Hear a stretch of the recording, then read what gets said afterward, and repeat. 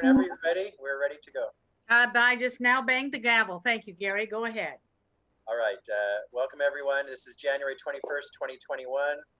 Our staff support today is Christina Twilliger, Clerk to the Board, Stephen Madcore, County Counsel, Richard Marvin and Garrett Teague from Public and Government Affairs, who are supporting the recording. Roll call. Commissioner Schrader. Here. Commissioner Shull. Here. Commissioner Fisher. Here. Commissioner Savas. Here. Chair Smith. Here. And then next is the Pledge of Allegiance, Chair. I will now lead us in the pledge. I pledge allegiance to the flag of the United States of America and to the republic for which it stands, one nation under God, indivisible, and liberty and justice for all. We are holding this meeting virtually, and if you've joined us on the Zoom app for this meeting and you are interested in providing public comment, we will prompt you regarding how to do that when the time is right. With that in mind, I would like to remind all participants, including staff, all elected officials, and members of the public that Robert's Rules of Order will be enforced during this meeting. The board welcomes public opinions from all points of views. With that in mind, Gary, can you introduce the first item? Yes, thank you, Chair. We'll start with a wildfire update. We have Nancy Bush, Director of Disaster Management and Incident Commander of our Emergency Operations Center. Please go ahead, Nancy. Thank you, and good morning, everyone. Just a few things we have going on our wildland fire. As you go through recovery, you'll find out you have ups and downs, and right now there's a lot of stuff going on and things that we're working on with FEMA to be sure we get everything into the portal. To kind of get things started here, statewide, I just want to let everyone know there's over 1,000 people that are still in sheltering. It's 1,024. And here in Clackamas County, we have 6 households that are in sheltering and are working with our social services program. And we're trying to make sure they're connected to all the resources that they need. Nancy, can I interrupt with a question? I'm sorry. Yeah, sure. 6 households that are in shelter, did their houses burn down? Some of them are renters. So it could be that their rental, a property burned down, their home burned down, or it was so damaged that they cannot go back. Okay, great. Okay. So yeah, a little over 1,000 statewide is quite a few when you think Well, about I wrote down that number, 1,024. That is huge. It's huge. a large number, yes. So we also have registered here in Clackamas County 232. Our registrations is now closed. There were a few that were coming in late, but I don't even think they're taking late registrations anymore. So that 2,323 should be that final number. And again, this is both for the windstorm as well as the fire because they combined those 2 events. We have 3 maximum loans now in Clackamas County. Just last week we had 2. So we just got another one added, which means they get the maximum, I'm sorry, it's grants, not a loan. They get the maximum grant of $35,500. We have for household assistance, there's 94 that are eligible. Other assistance is 126. And the individual and household program is 165. They're still doing some evaluations on the individuals that have registered. So those numbers may change over the next few weeks. For here in Clackamas County, there's been $2.6 million that has come to into the county for assistance to individuals. We are also working on our long-term recovery group. We have an active group here in Clackamas County as well as, and we are working with the state to make sure that we're coming together with the other long-term recovery groups to kind of see how we want to move forward. We do have meetings coming up. There's one coming up this Thursday, and we will be taking a look at how we want to set up and how we want to move forward. And it's really interesting trying to separate, but we really can't, but separate what's going on with COVID and what's going on with fire. So we're just going to do long-term recovery and go forward because in our county, we have both and we have to recover from both. We do. For Mount Hood territory and for tourism, we have been working with Samara Phelps on that just a little bit. We did just get a survey in from Napa, California from 2014. And it is a report. It's quite large, and we're going to be working with Samara just to see if we want to do something like that here in Clackamas County for the wildland fires. And again, some of that it's really hard to tease out from what was going on with COVID as well. For our small businesses, there's been some deadlines that have been extended for our Small Business Administration and the loans there, and it's now open until July 20th, 21. We are continuing to promote the National Flood Insurance with the Flood After Fire campaign. As many of you know, that after fire, we tend to see more floods in those areas that had fire from the burn scars, not only during that or for that area that is directly impacted, but also downstream. So we're trying to continue to educate our residents on that and making sure it's like if you need flood insurance, you should be getting it. And it takes 30 days for flood insurance to kick in. So we want to make sure everyone knows that as well. So also for debris management, we are working with Tetra Tech to do a task order to work with ODOT as we move forward to get all of our debris cleaned up through the state, which of course has the big contract. We're doing that for a couple of reasons. It's very, very labor intensive. And anything that we put into that on our staff time now, we only get reimbursed for overtime. So not only do we have staff that have their regular job that they're trying to do, we also don't get reimbursement for it. So if we get a contractor to do that, we do get 75% back, and we get someone who said just concentrating on that. So that is something that we think actually helps us in the long run on both sides.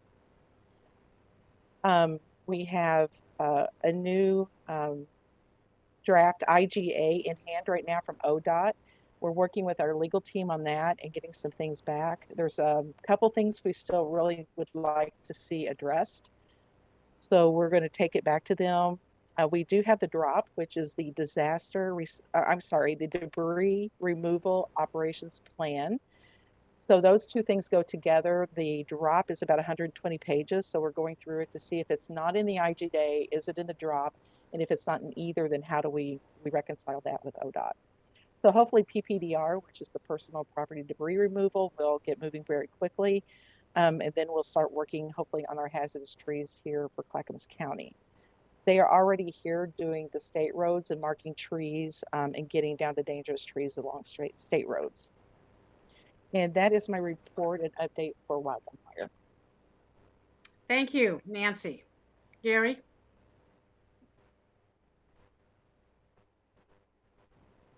I did it. I did put my mute off. Thank you. Next, we have a COVID-19 update. Nancy will also present this along with Philip Mason Joyner, the county's public health director and co-incident commander of our emergency operations center.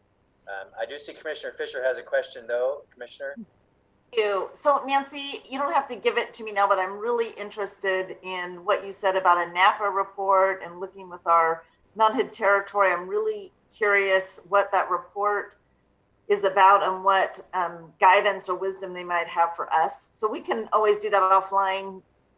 Just connect. I'm absolutely intrigued about learning from other places. So I really appreciate you bringing that to us. Okay, absolutely. All right, are we ready for COVID? Okay, all right. A couple things before we turn it over to Philip. So we are working on our CARES dollars. As you know, everything was carried forward. We don't have a lot of money coming forward, but one of the big pieces that we've been looking at is BCS and economic development and the support that we have for our businesses. So I have the latest report from them.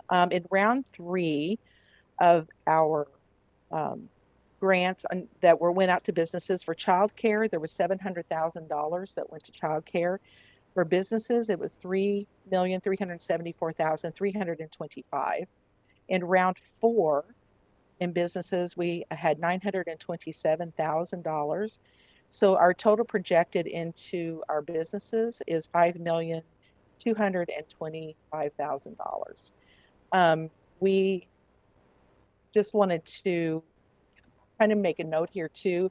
We got that $4.1 million at the end of the year very, very quickly.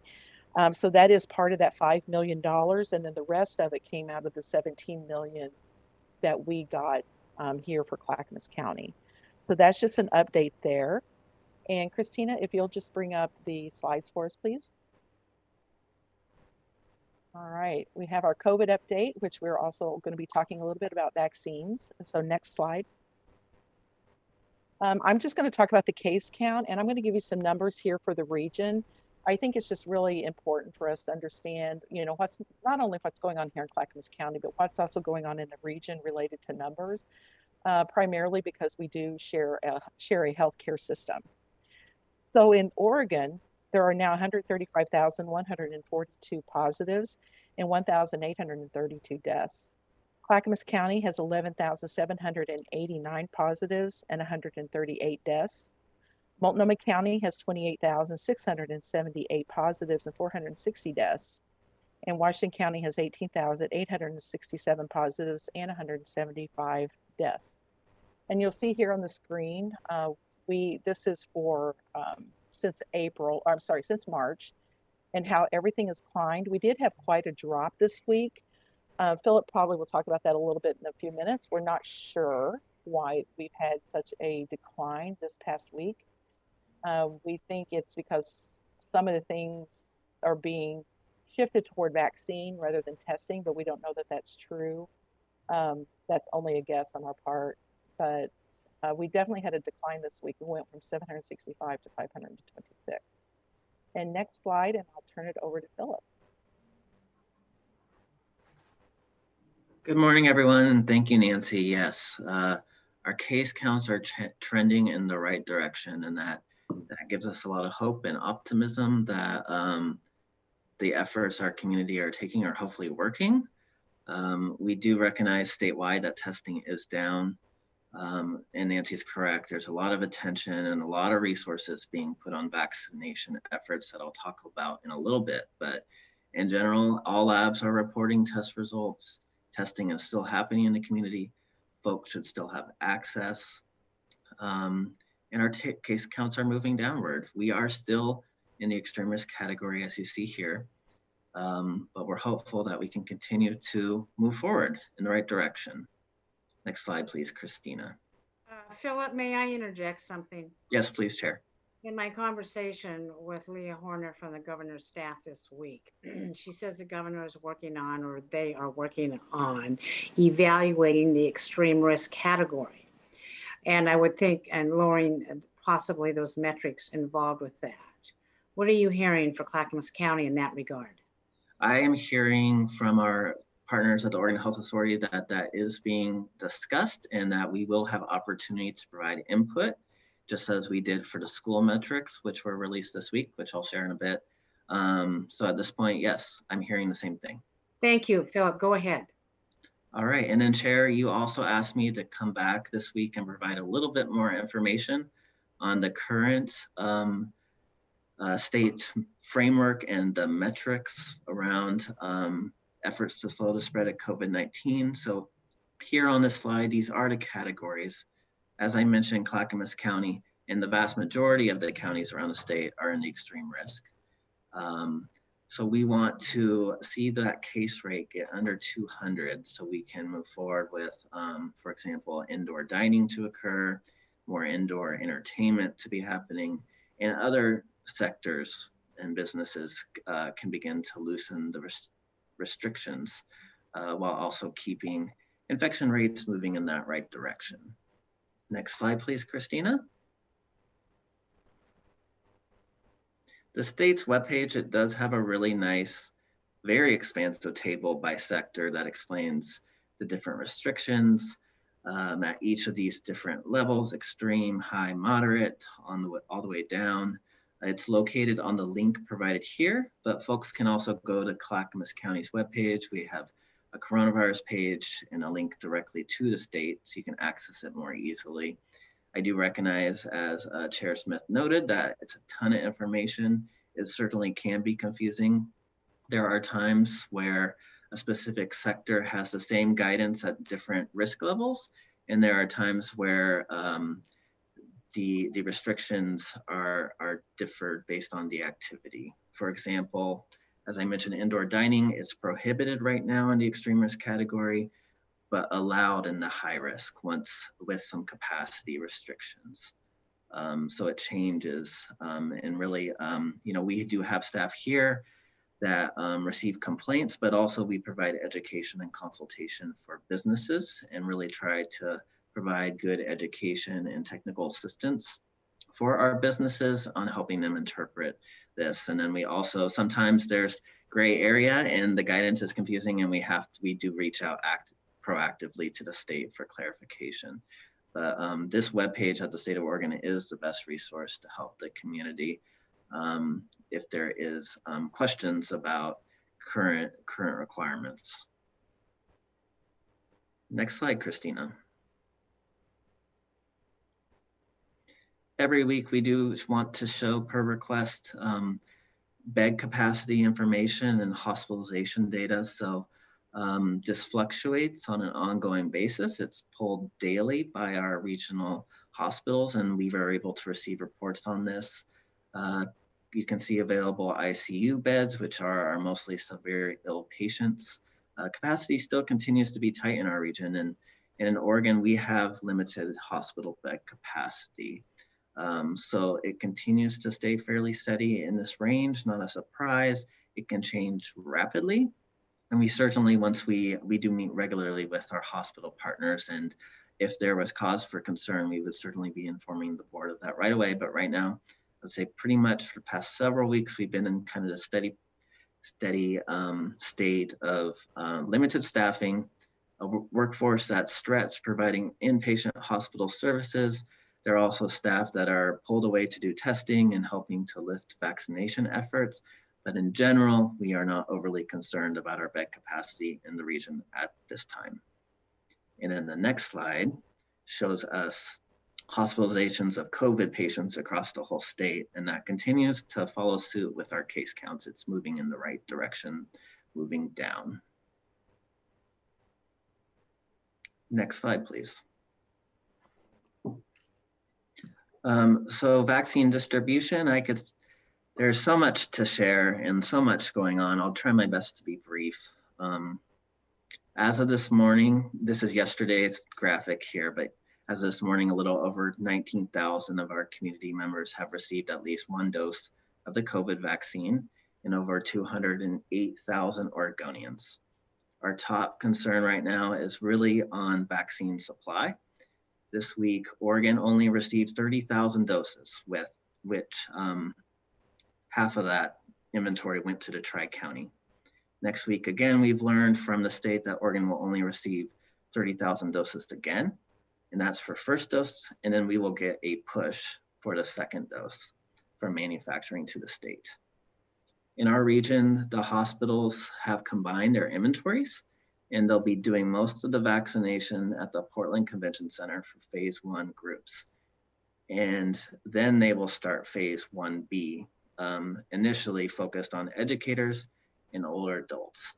I think it's really important for the community to know, and we continue to communicate this out but while folks might be eligible to receive the vaccine, that doesn't mean you're going to be able to quickly get access to an appointment.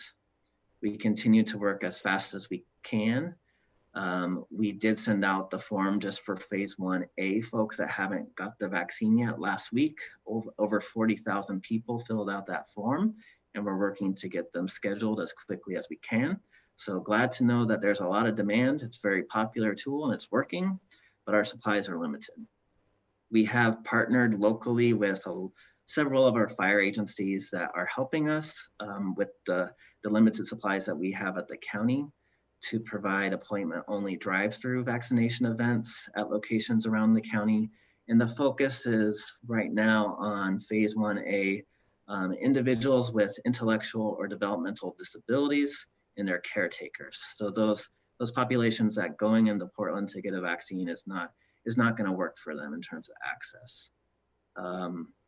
Once we are done with our outreach and worked as hard as we can to get these over 40,000 people access to the vaccine, then Chair Smith and I will need to write a letter to the Oregon Health Authority that Clackamas County is ready to begin phase 1B.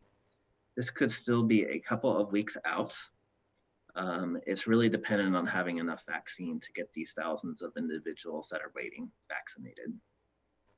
And in some of the work that we're doing locally, we're partnering with our health centers division to staff permanent clinics around the county to expand access and fill those gaps. This is an area we really need the board's help with, especially when I think about communities of color, low income, and rural communities that aren't going to be able to go into Portland to receive the vaccine. There's a big push at the state level to have a lot of throughput, to get vaccinations into as many arms as possible, as quickly as possible. But we also recognize that there's equity implications of that. We need to make sure that folks have access, and that's an expectation that is on the local jurisdictions to work on. We will be receiving some additional funding from the federal relief package that was passed back in December of last year.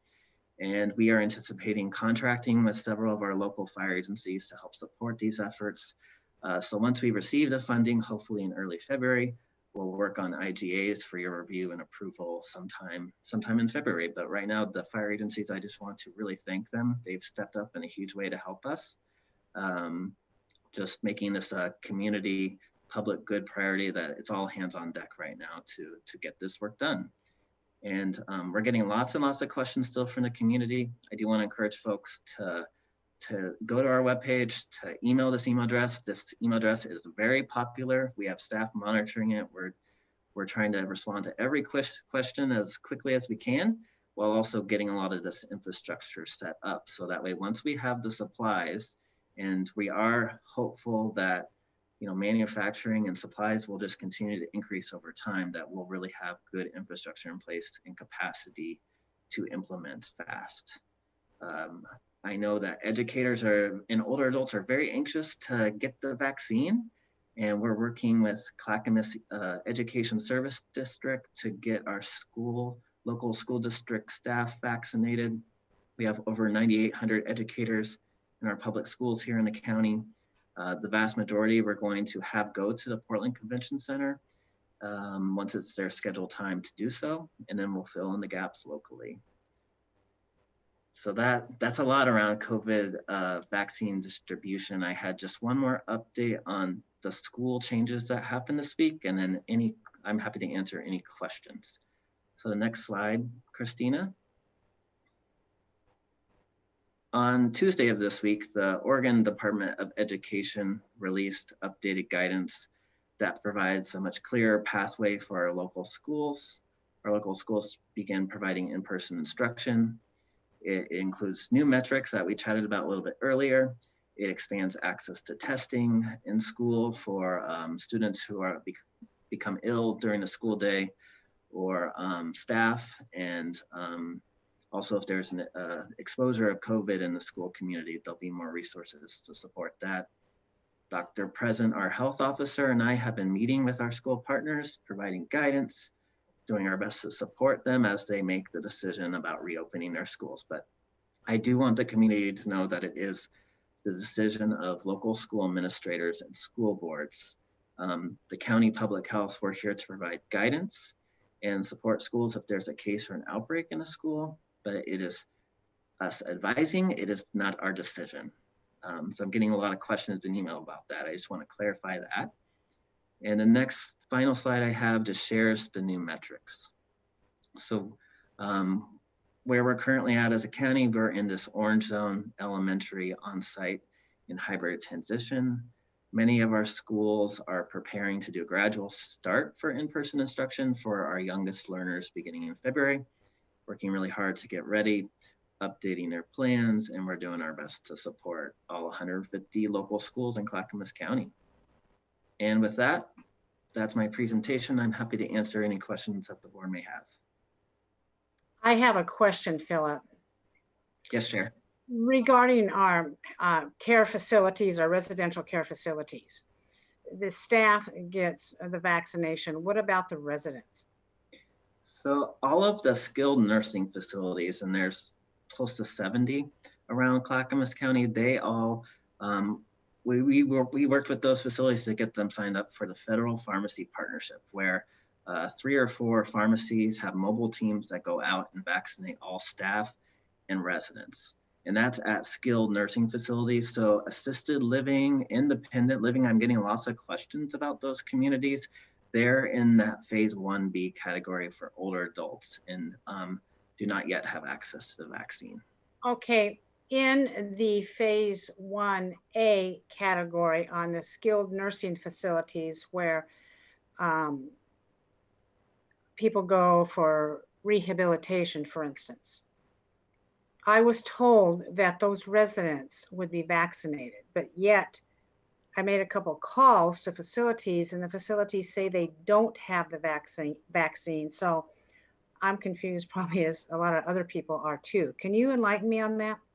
Yeah, we did have a handful that had whatever reason weren't, I think there was 5 that we weren't able to get enrolled in the federal program, and we filled those gaps. Actually, our ambulance company we contract with, American Medical Response, AMR, they went out and vaccinated those. But if you're aware of other facilities that are skilled nursing and we've reached out with our lists, there could be gaps, of course. So if I would encourage folks to contact us. Yeah, I do have a specific situation, and I'll have Emily reach out to you. Thank you. Thank you. Any other questions from our commissioners? Yeah, it looks like Commissioner Schrader and then Commissioner Fisher. Martha, you're on mute, please. Okay, here we go. Thanks. Thank you, Philip, for all your hard work during a stressful time. I'm to understand, I was at a Greater Portland Inc. meeting, and Tracy, my policy advisor, reminded me that Pat Allen said that if Johnson & Johnson gets its vaccine approved, that will actually increase the supply chain in order to give us more capacity. I just want to clarify that the issue is not the manpower. The issue is the supply chain. So is that a correct assumption? Yep, that's correct. We're Okay. AstraZeneca and Johnson & Johnson, we're still waiting on FDA approval, and I'm not sure where they're at in that process. But there's 2 other vaccines for sure coming on board, hopefully. Okay, so we'll hopefully at some point now get a better supply chain so we can move forward more quickly. The other thing is, I do know that some of our nonprofit folks have gotten their vaccines already. So they are considered to be under 1A as public workers. I'm just kind of curious about that.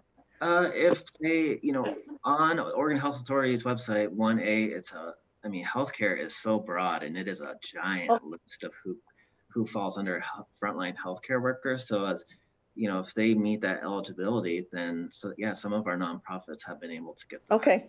I imagine what I've been seeing is folks that work with domestic violence victims and then children who have been abused. I've noticed that they have been given vaccinations and gotten their first line, and I'm just trying to figure out where do they fall.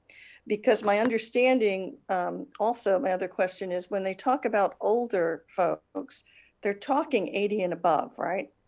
They're not talking 65 and above. It's 80 and above, 80 years and above. Yeah, it's going to be incremental, 80 and above, and then 75, 70, and so on. Okay. It's really dependent on how much supply we get. Okay, thank you for that. Thank you. And it looks like Commissioner Fisher still has her hand up. Yeah, my question was along the lines of Commissioner Schrader's. I'm just trying to get a sense of what are the factors that are going to go into increasing supply. And I'm happy to hear that there's a couple or did I understand correctly, 2 vaccines that are waiting approval that may increase that? Yeah, there are a couple more vaccine manufacturers that are waiting approval from the FDA. I wish I had more info. No, that's okay. We're asking the state the same questions. How are we going to get more supply? 30,000 a week. It has to ramp up.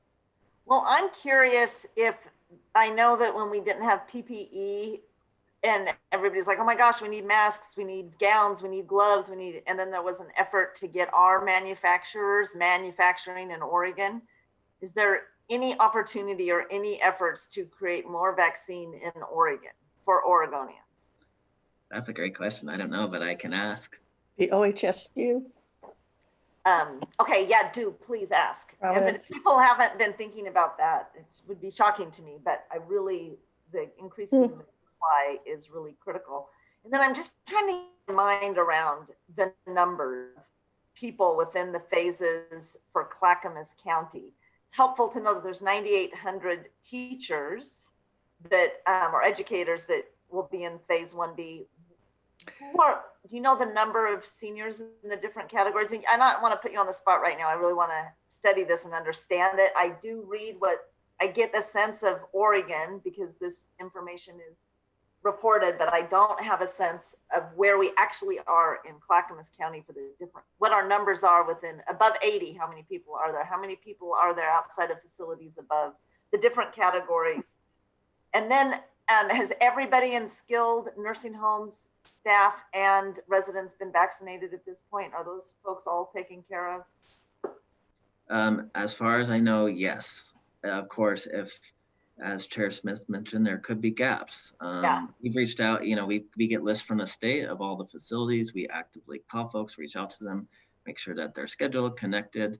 So with the information I have to operate with, I feel confident that that population is really well covered at this time. Well, that's a huge relief. So I just say applause to that. It's been how do you say Hercules? Somebody help me. Herculean? Herculean. I can't do any better than you. I know, I got us all messed up. Come on, Gary, you're a Toastmaster. Herculean. Thank you. Effort. And I know that our Oregon Health Authority and the press is always going to look for where can they find the problems and the things that aren't going right. And that's what we read about it in the paper. But I do have to say that behind the scenes, people are working really hard and it's amazing. It's really amazing when you look at the magnitude of a whole entire planet of Earth that needs to be vaccinated. It's amazing. Well, we have amazing staff here at Clackamas County and partners in the community, and it's a team effort right now. And my staff is amazing because I just got a text that we have close to 30,000 residents that are 75 and older, if that helps you. And yes. Then, in Oregon, we've roughly said for phase 1A, there's 300,000, Oregon's estimating, frontline healthcare workers and first responders. So if our best guess is, Clackamas County is 7 to 10% of that. So you're looking at about 22,000 folks. And so we're close. We're getting close. But, every dental office, every chiropractor, every kidney dialysis center, there is when you start to think about healthcare, there's a lot in the community that's under the healthcare umbrella. And every week we get how much vaccine right now? The Tri-County gets 15,000 right now. And then, specifically our clinic, we're getting 1,000 to 2,000 a week is all. So really focus on filling in those gaps for folks who can't get access through the health systems. So it's going to take a while until we increase supply. So let's just hope, amazing that it takes less than a year to get a vaccine. Let's just hope, humans are incredible. Let's just hope we can bump up supply faster than. Well, thank you, Philip. I appreciate your report. Nancy, I appreciate your report. Seeing no other hands up, Gary, let's move on to the next presentation. Yes, thank you. Next, we have a presentation which is from the Clackamas County Sheriff, Angie Brandenburg, introducing herself to the board and to give a quick update on her operations and her staff. So we'll please bring in Sheriff Brandenburg. It's under S for Sheriff, Christina. And then Sheriff can let us know if she would like any of her staff in the room along with her. So we'll pause just for a moment, please.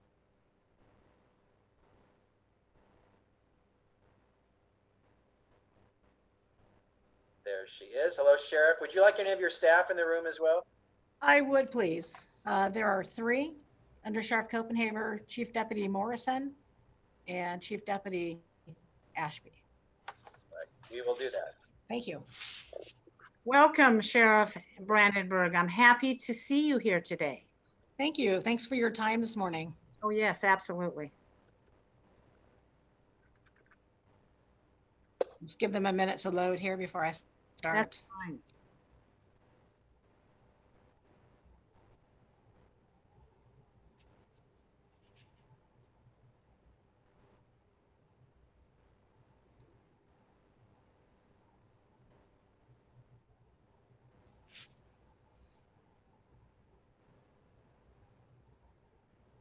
As Christine is Jesse, Jay. Yep. Almost there. Thank you for your patience. Sorry about that.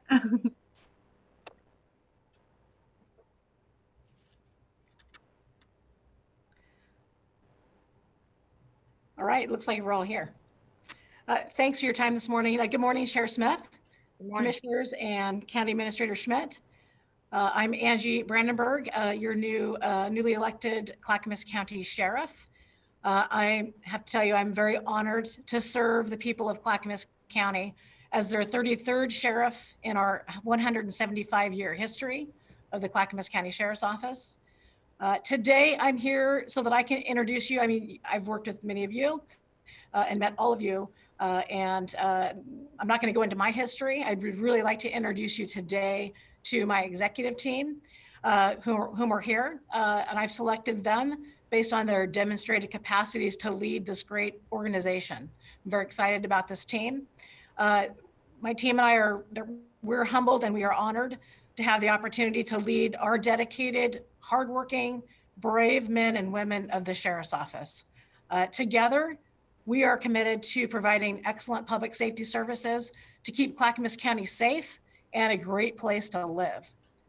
So first, I want to introduce you first to Under Sheriff Michael Copenhaver.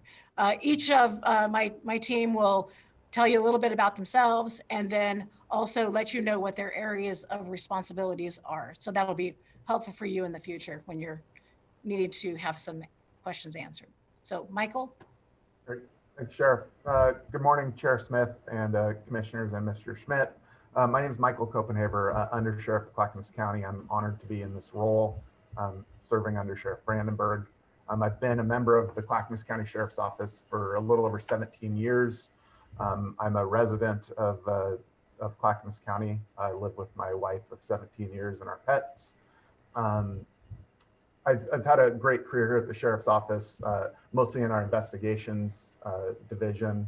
I've been a narcotics investigator, child abuse detective, homicide and violent crimes detective, and then I've supervised our homicide and violent crimes team. And I was also director of A Safe Place Family Justice Center, which I know all of you are familiar with. And so I'm just really proud of the work that the Sheriff's Office has done surrounding, survivors of really awful crimes here in the county, and just happy to have been a part of that.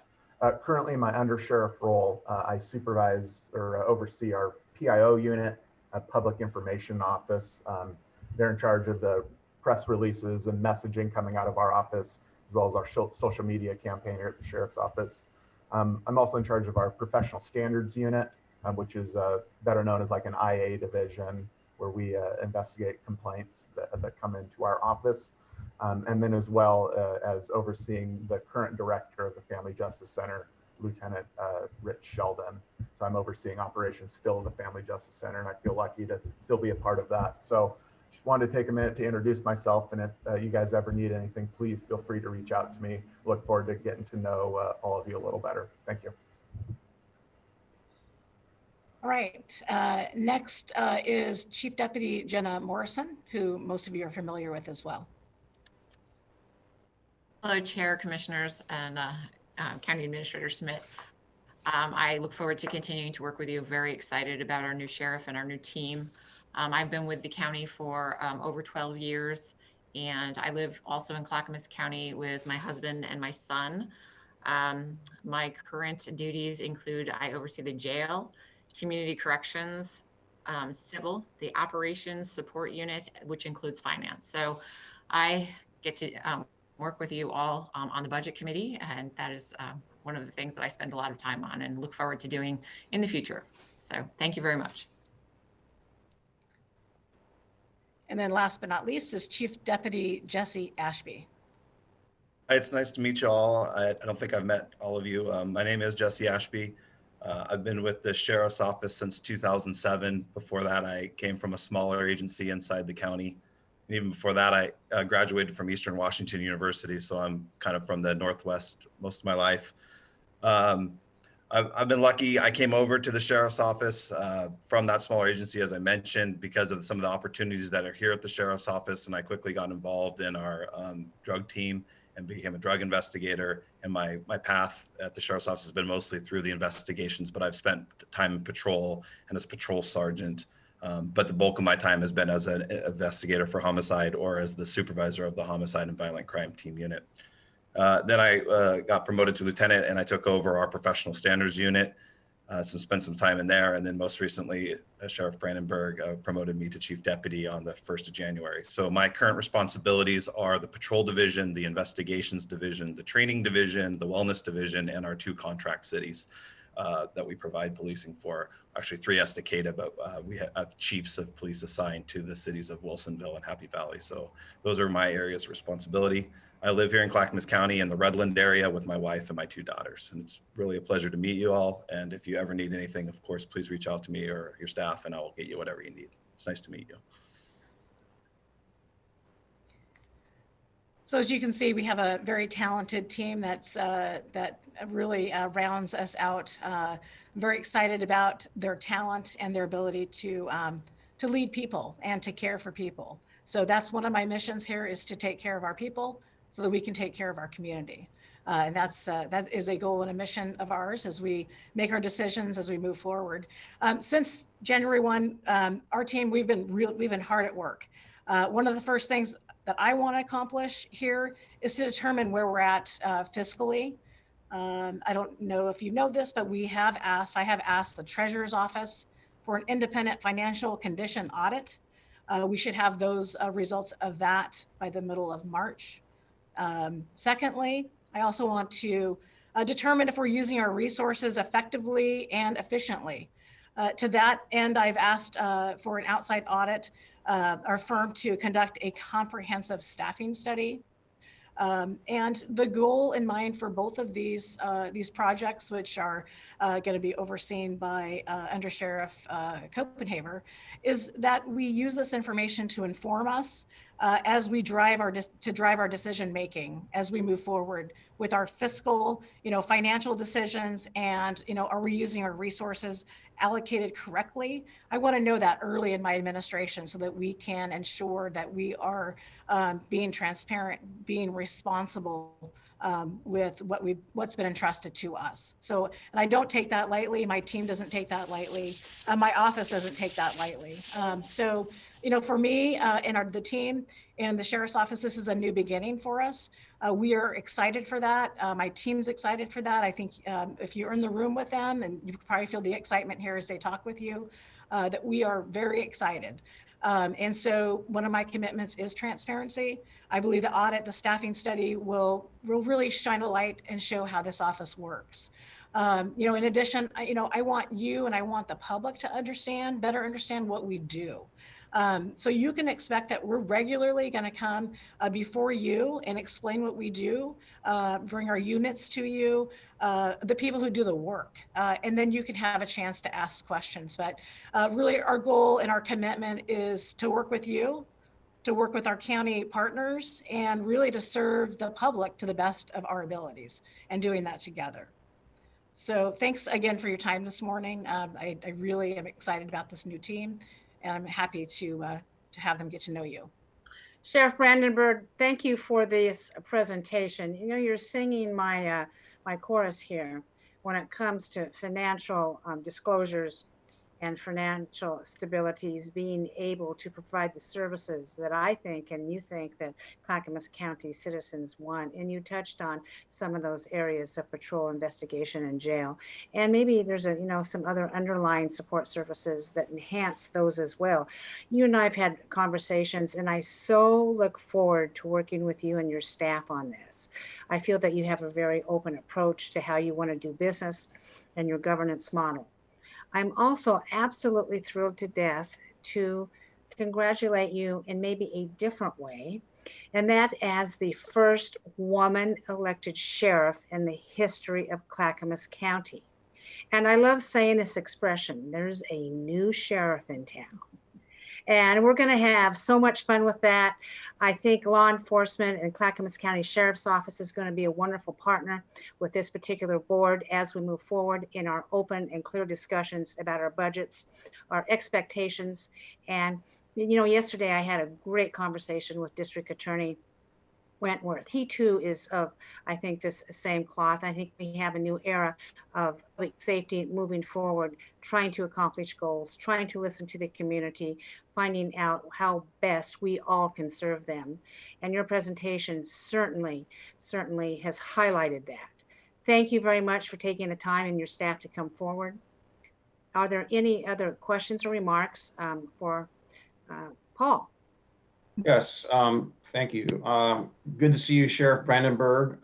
Once again, it's been a pleasure to work with you over the years, and Chief Deputy Jenna Morrison and Copenhaver. And Jesse, great to meet you. Spend more time and learn more about you. I think we've chatted a couple of times, I believe. Couple things. I know that when the county initiated the work to look into a past event, we had an outside firm make some recommendations, and I'm hoping that we can build off of that. See some of those. I know we had some difficulty with that, but I'm hoping we can make progress. And I believe one of the recommendations in there was to, and I'll be brief. It's just more of an overview. But one of those, for example, was that if there's any internal investigation, that maybe sometimes it's appropriate to have an outside agency conduct that work to get that independence. So it's truly independent and it's truly transparent. And with that spirit, moving into even the financial aspects and the audits that the work initiated, or that how are you going to ensure that there is that independence? Is there a way to where that scope and who the auditor reports to is actually an independent, or the county, or let's just say, what are we doing to make sure that work and the firm hired is reporting with some independence? Can you build on that, please? So you're talking about the financial, so that is being conducted by the Treasurer's Office, by the independent auditor from the Treasurer's Office. So it will truly be an independent audit. Okay, great. So all those financial elements will be conducted through the Treasurer's Office that you mentioned this morning? Yes, with Jody Cochran. Excellent. Thank you so much. That's good to hear. And then to reply back to you and talk with you about the outside agencies, the OIR report, which I'm very familiar with. We have implemented changes to that, short of bargaining some of those changes with the POA. But I agree with you about the outside agencies doing our investigations. I've had talks with DA Wentworth, and we've also changed some of our policies to reflect that. So I totally embrace this really is about transparency in policing. We hear the public. They demand that there is that transparency and accountability. And so that is my pledge, that we will do that. So that we can, it's always difficult if we're doing our own investigations. And so we will be to that end, having other agencies do our investigations that are criminal of nature. But we can talk more about that. But I do embrace that portion of the audit that came back with that agency. And I think it's a new day, and the public expects that from us. I think you're right, Sheriff Brandenburg, and there's certainly going to be more time for this board to delve deep into that as you present your findings. It's going to be fun. Any other questions? Looks like Commissioner Fisher has her hand up. Just building, Sheriff Brandenburg, on what you've stated, I welcome the partnership and I welcome the transparency. And I just want to give a message that I'm pretty sure that all of my commissioners will agree with. We really support our sheriff's office and all of the hardworking deputies out there keeping us safe. And I just want to state that publicly.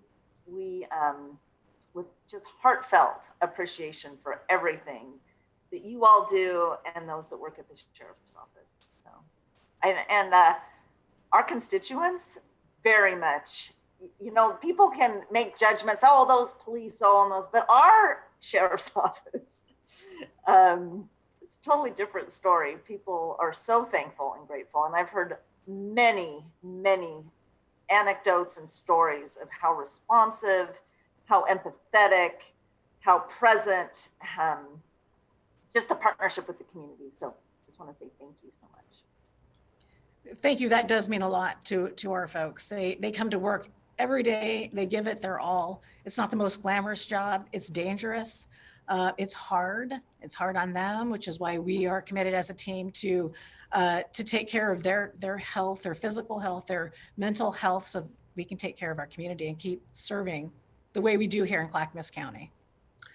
Thank you, Sheriff Brandenburg and team. I think it's time for us to move on in the interest of time. Oh, Paul, I didn't see your hand. Yeah, just briefly, I appreciate Commissioner Fisher broaching that. I just want to add one element, and that is that, you know, in this very tough political environment, that law enforcement, our public safety folks have been under the thumb, or under a lot of political pressure, and not so well respected, and not necessarily in Clackamas County, but you know, with the events following George Floyd, I know it's been very difficult on racism, and I know that we all need to find ways of making improvements. But I just want to say that I definitely have a appreciation for what our law enforcement folks are up against. You know, because sometimes I think there's been some disparaging remarks made towards law enforcement that are not deserved, and in cases they are. But you know, I think that just because we have one or two bad actors, that shouldn't reflect on all law enforcement. And I really appreciate, you know, you actually do put your lives on the line for our citizens in our county, and that's appreciated. I think the entire board echoes the remarks of all the commissioners today. And thank you, Sheriff Brandenburg, for you and your team showing up today. Thank you. Thanks for your time this morning. You bet you. Up next is public comment. We encourage the public to testify respectfully and adhere to our 3-minute time limit. Christina, would you like to take over this portion of the meeting? Yes, I will go ahead and do that. Thank you, Chair Smith. Now is the time for general comment related to any county business. If you have a comment related to county business, you can use the raise hand feature on Zoom, or if you're calling in by phone, you can hit the *9 now. It looks like we have a couple people already up and ready. So let me scroll to the top. I'm going to go ahead and call on Anthony Carroll. Anthony, you have 3 minutes. You can unmute yourself. Yes, thank you. My name is Anthony. I use he, him pronouns. It has been very uplifting to see in social media, in the news media, the last 24 hours, the spirit of the country is of hope, is of unity, is of moving forward. And it's people who have been at odds for years now and seeing them get together. And then you look at the local news and we're stuck learning last year's lessons. We're making last year's apologies. It's disheartening and sad as a member of Clackamas County who also wants that hope and optimism for moving forward, having learned these lessons, having done these things. In my opinion, the best thing for Clackamas County here is going to be to see Commissioner Scholl resign for the good of the people, and see the chair resign for the good of the people. Let Clackamas County citizens decide if these are the correct people that we want to move forward in a hopeful, uplifting, and unified manner that we're looking for. I want to say thanks to the tribes whose land we're all on today, and I want to thank you for your time. Thank you, Anthony. We will go ahead and move on. It looks like the next person up is Glenda. I believe it's Galter. If you want to go ahead and unmute yourself, you have 3 minutes. Hi, my name is Glenda Golter, and I'm speaking on behalf of the West Lynn Alliance. The West Lynn Alliance is a Clackamas County community organization focused on promoting social equity and social justice. We seek to address racism and discrimination in our midst so we can build a community of collaboration and belonging. This mission aligns with the Board of County Commissioners' resolution to value diversity, equity, and inclusion in Clackamas County. This resolution states that, quote, the county values the multifaceted ways embracing diversity enables it to be a welcoming and inclusive place to live, work, and enjoy life, unquote. And that this board resolves to, quote, establish by example and leadership the county's commitment to these principles, unquote. Recent evidence brought to light by local media indicates Mr. Scholl's core beliefs are contrary to parts of the county's core mission. Mr. Scholl's repeated racist, Islamophobic, and transphobic statements are direct evidence of his inability to lead by example in the areas of diversity, equity, and inclusion. Based on this evidence, the West Linn Alliance urges Mr. Scholl to resign. We need a commissioner whose values align with those of the Board of County Commissioners. Thank you. Thank you, Glenda. Let me go ahead and pull up the next person. That's going to be Tammy Stevens. Go ahead and unmute yourself, and you have 3 minutes. My name is Tammy Stevens, and I am speaking on behalf of the Hamlet of Beaver Creek. Good morning, commissioners, and thank you for this time to talk with you. The county's hamlets are given an opportunity to meet with you annually to report on our activities, challenges, successes, plans, and discuss questions. The Stafford Hamlet and the Hamlet of Beaver Creek feel it will be beneficial to communicate more often with you. As agents of the county and advisory to the Board of County Commissioners, our boards can better serve the county and our citizens by more consistently communicating with you. We saw on your agenda today included wildfire update. As you know, Beaver Creek suffered from the wildfires, evacuations, and loss. Our staff liaison, Katie Wilson, has shared that a survey will be coming out soon asking citizens what the county did well and how improvements can be made. Many of us in Beaver Creek are eager to share our experiences and suggestions, and we encourage the issuance of that survey soon. On January 6th, our board met for nearly 3 hours for our annual strategic planning meeting. The bulk of the meeting was spent discussing the merger of the Cara CPO area with Beaver Creek. We want to thank the Board of County Commissioners again for this boundary change and hope you will find our plans for community outreach and involvement to be of value to the county and our citizens.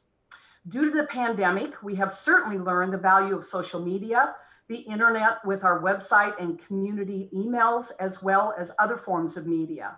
Our highest priority is to organize, coordinate, and beef up our community communications with our citizens. That ends Beaver Creek's monthly report. We hope you found it helpful, and I'll be happy to answer any questions, or of course you can communicate through our liaison, Katie Wilson. Thank you again for your time. Tammy, I want to thank you for your report. It was quite enlightening. I have not had an opportunity to give my inaugural speech for the vision of Clackamas County, and I'm going to be doing that soon on video and forego a public meeting. And in that is my desire to appoint one of our commissioners as a liaison to the citizens in South County for the wildfire volunteer efforts. As you know, I live on Beaver Creek Road, probably not too far from you, and I too was evacuated and I could not return home to my home for a month. And then I toured South Clackamas County for days and saw a lot of what happened and I listened and I talked to people and three things come just raging back at me, and I haven't had an opportunity to talk to my board about it. And that is, number one is communications for evacuations needs to be a top priority for Clackamas County and our EOC. We need to be able to have information to our citizens to evacuate more quickly than what happened last time. We need to be able to set and plan evacuation routes. And then lastly, I would like to see a board liaison to go out into the community in the South County fire affected areas and organize all of our volunteers who spent their own time, money, and resources to fight the forest fires when the state abandoned those efforts and decided to let our forests and our over 60 homes burn. So those efforts have still are within my purview of to do. And I think that we can work with groups like yours. I want to be involved in this Beaver Creek Hamlet group and any other groups out there who are listening. And it's just a matter of time as we get organized and move forward on accomplishing this and listening to you folks and trying to improve our systems as we go forward and then involve the citizens who are most affected by these. Thanks a lot, Tammy, for showing up. Thank you, Tammy. We'll go ahead and move on to Sally. And I'm going to butcher your last name, so I'm going to let you speak it. Go ahead and unmute yourself, and you have 3 minutes. Thank you.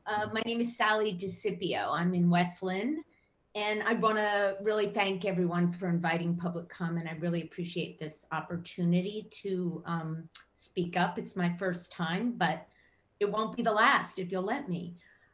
We moved to Clackamas County 16 years ago because we wanted to raise our son in a place that was green and kind and grounded in strong values, and where we believed and observed that people cared about each other. For these last 16 years, I knew we made the right move, and I was sure that for the most part, our commissioners were committed to ensuring the highest good for all of us. Most importantly, I definitely found that virtually everyone has been kind and respected each other, even when and if we had not shared the same personal and political beliefs. Commissioner Shull's disgusting and shameful comments regarding Muslims, trans folks, COVID-19, and immigrants, to say nothing of his history of domestic abuse, have physically hurt me to my core. And I'm a privileged, healthy white person. It is everything I've raised my son to disavow. I don't understand how this was not brought to light during the campaign cycle, but now that it has, I, as a mom, and we as a county, cannot unsee it. You can't see me, Commissioner Shull, but I need you to hear a few points. 1, words are important. We teach our children that, and they carry far more weight than you seem to think they do. As a nation, we've recently experienced the dangerous impact of that simple truth. And a simple apology cannot undo the harm and consequences of the irresponsible and cavalier judgment you used when choosing to post these comments and leave them there until they were exposed. You kept them up while running for office. It is not just who you are, it's who you wanted to represent yourself to be. You were proud of these posts. And after the events of January 6th, you make me feel unsafe. I can't imagine how someone feels who your comments actually target. 2, your lack of accountability and resistance to the recommendations of your colleagues to resign signals that you just don't care what they and your constituents think. 3, the press and national attention this has generated not only harms the groups you targeted, it tarnishes the reputation of everyone living in Clackamas County. And it makes it infamous for elevating bigoted conspiracy theorists to leadership positions. This is not only bad for everyone's quality of life and sense of safety, it's frankly bad for business. Diversity is not just a moral imperative. I hate to interrupt you, but we have hit our 3-minute mark. Fine, Commissioner Shull, it's time to resign. Thank you, Sally. We'll go ahead and move on. It looks like Jamie Mathis is next. Jamie, if you want to go ahead and unmute yourself, you have 3 minutes. Thank you so much. I am Jamie Mathis, and I appreciate the opportunity to speak here today to all of you. I'm a multi-generation Oregonian and Clackamas County resident, and I was also raised to be a devout Christian. In these divisive times, and in particular in light of Commissioner Shull's deeply hurtful words, I find myself returning to the root of Christ's work, which is spoken so poignantly of in 1 Corinthians 13, which says, if I speak in the tongues of men or angels but don't have love, I am but a resounding gong or a clanging cymbal. If I give all I possess to the poor and give my body over to hardship, that I may boast, but don't have love, I gain nothing. Love is patient and love is kind. It does not envy and it does not boast. It is not proud. It does not dishonor others. It is not self-seeking. It is not easily angered. Love does not delight in evil, but rejoices with the truth. It always protects, always trusts, always hopes, and always perseveres. Love never fails. It is time to return to love. It is time for our leaders to open their hearts and face their fears and heal themselves.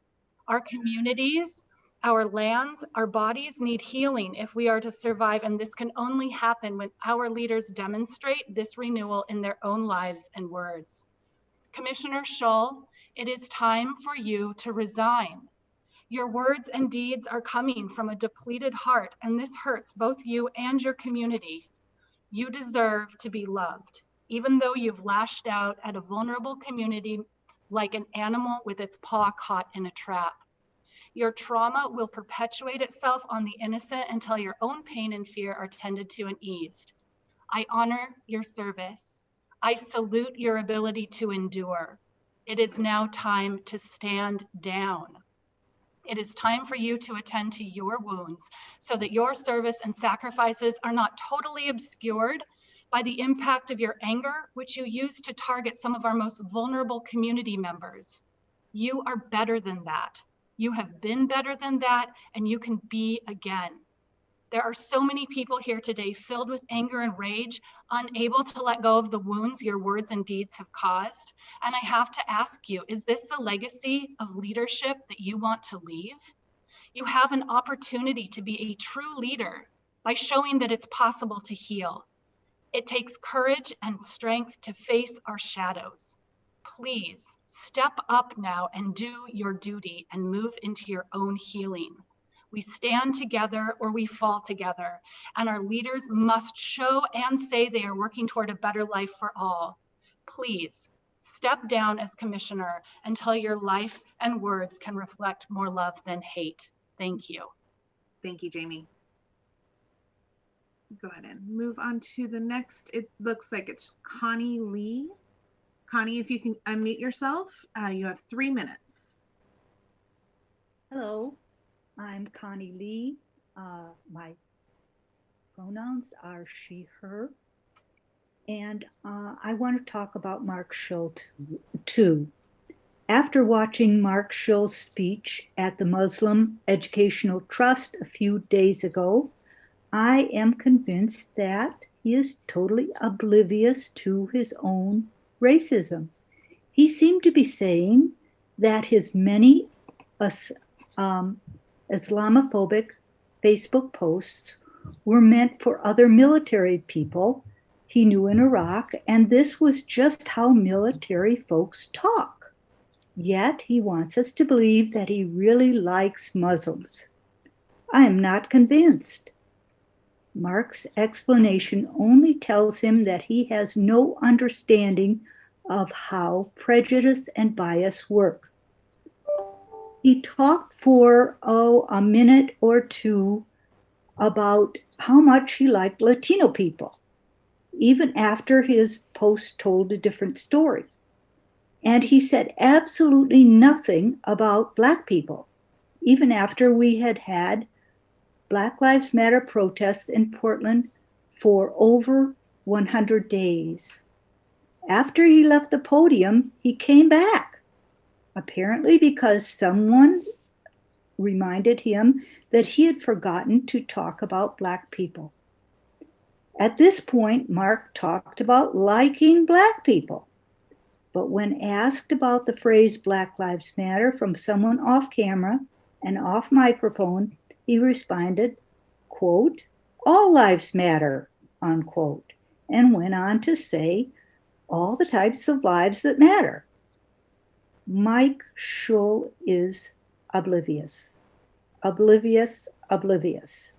He cannot understand that anyone who says all lives matter means that Black lives do not matter, because that phrase supports the status quo. and the status quo is such that Blacks are killed at a much higher rate than white people. This is true for police killings and for the population in general, because racism is a threat to public health. Racism can make people sick enough to die. We cannot afford to let Mark be a threat to our BIPOC neighbors. As a commissioner, and while he is working out this racism and other prejudices during his... Sorry to interrupt you, Connie. We have reached 3 minutes. Okay, thank you so much. Thank you, Connie. Next up is going to be Chris Waller. Chris, go ahead and unmute yourself, and you have 3 minutes. Chris Waller, Jennings Lodge. Mark Shull, how do you expect the women of this county to feel safe under your watch? Your behavior is that of an abuser.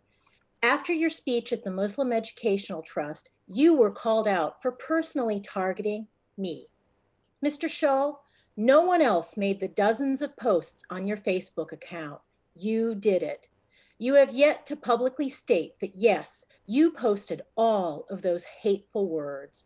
Instead, you said they were taken out of context.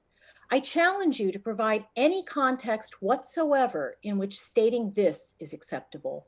I visited the Mall of America with my mom last year. It was like walking into the Mall of Islam.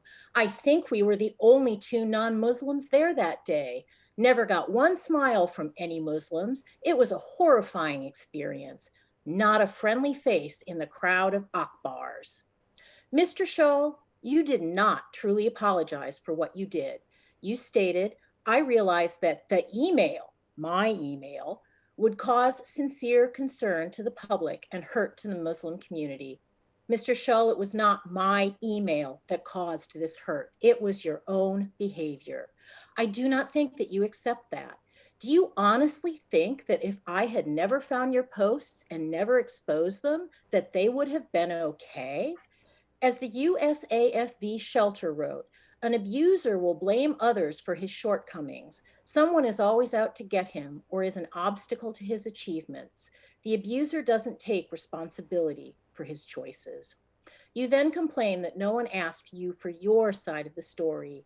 You used almost the exact same phrase when you testified in a written statement to Congress against some provisions of the Violence Against Women Act and complained that your wife was allowed into a shelter for victims of domestic violence and a restraining order took your guns away.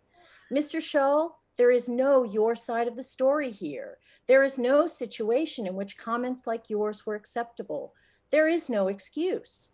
You seem threatened by those whose views differ from your own, and that fear causes bullying behavior.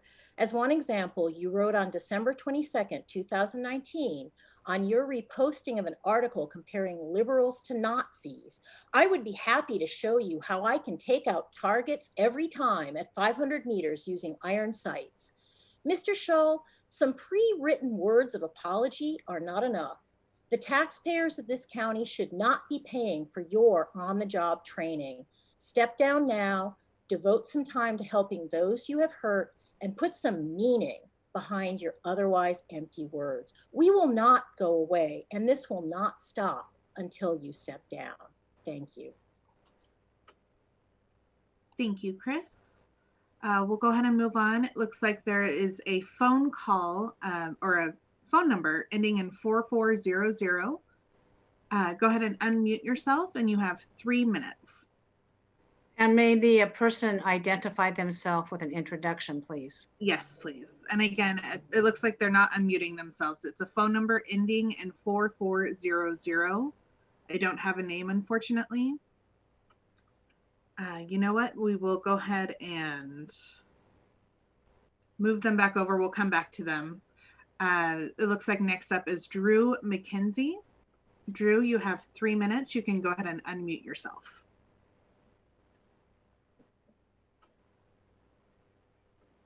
Drew, are you there?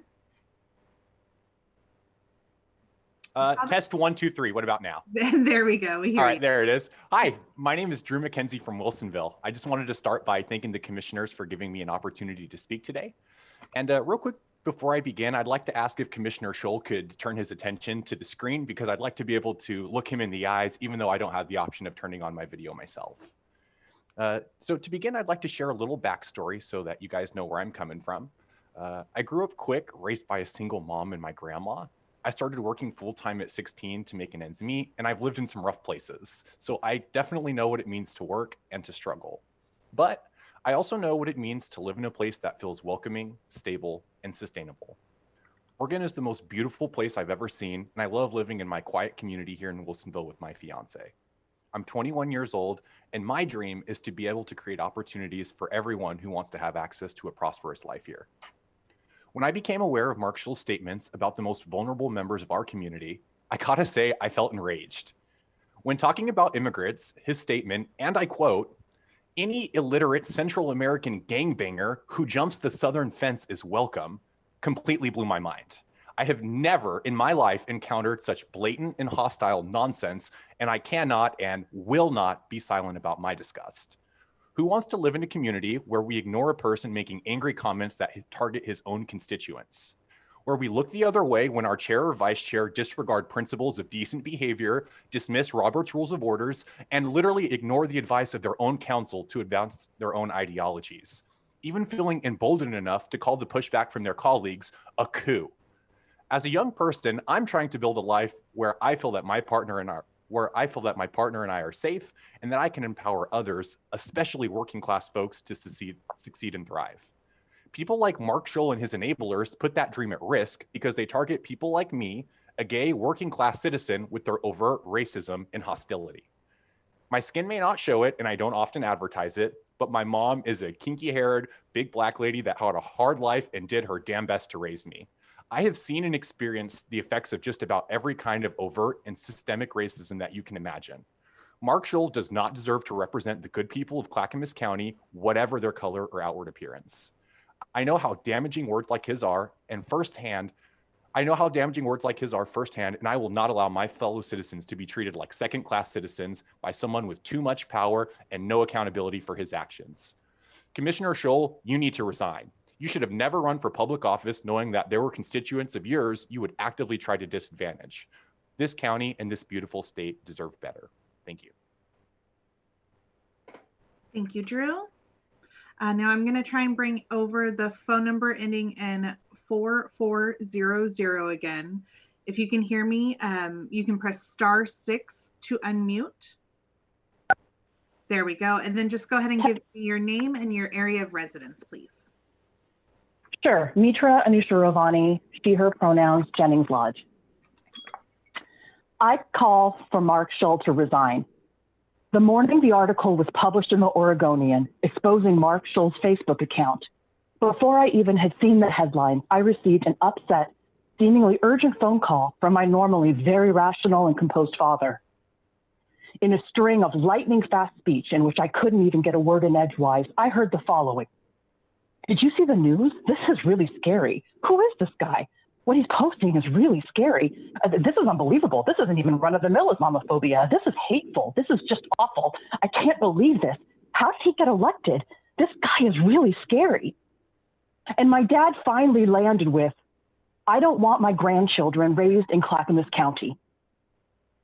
The unspoken undercurrent of all of this was his fear for both himself and his family. My father is a Muslim Iranian immigrant, and with my mom, they raised their family of 4 kids in Oak Grove.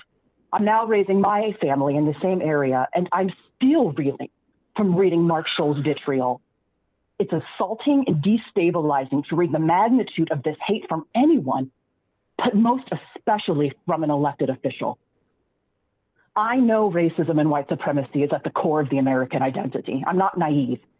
But that this man felt emboldened by his hate enough to run for public office and assume representation in the best interest for all? I'm trying really hard to process this.